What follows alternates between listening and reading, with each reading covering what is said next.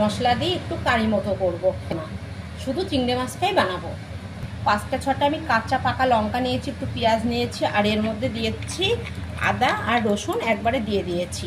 এর ভিতরে একটু ধনে দেবো, একটু জিরে দেবো, ধনেটা দিয়ে দিলাম, অল্প একটু জিরে দিয়ে দিলাম।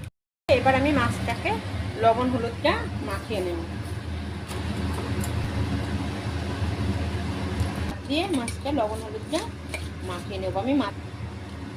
আমি তেল দিয়ে দিলাম, মাছগুলো দিয়ে দেবো।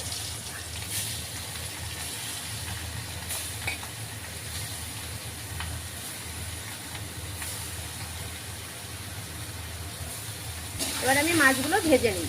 এই যে আমি মাছগুলো ভেজে তুলে নিই, তেলের মধ্যে আমি আর একটু তেল দিয়ে দেবো, শুকনো লঙ্কা আর একটু জিরে দিয়ে দেবো।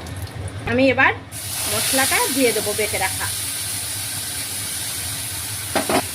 এবার একটু নেড়ে নেব, তারপরে লবণ হলুদটা পরে দেবো, তাহলে মশলায় জল ছেড়ে দেবে।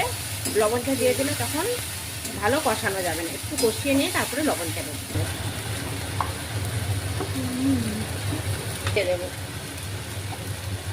মাছগুলো দিয়ে দেবো, মশলাটা আমার কষানো হয়ে গেছে। এই যে চারিদিক দিয়ে আমার তেল ছেড়ে দিয়েছে মশলায়, জলটা দিয়ে দেবো, গরম দিয়ে দেবো। দেখুন মাছটাতে আমি কিন্তু বেশি ঝোল করাইনি। এই যে চলুন তাহলে নামিয়ে নিই।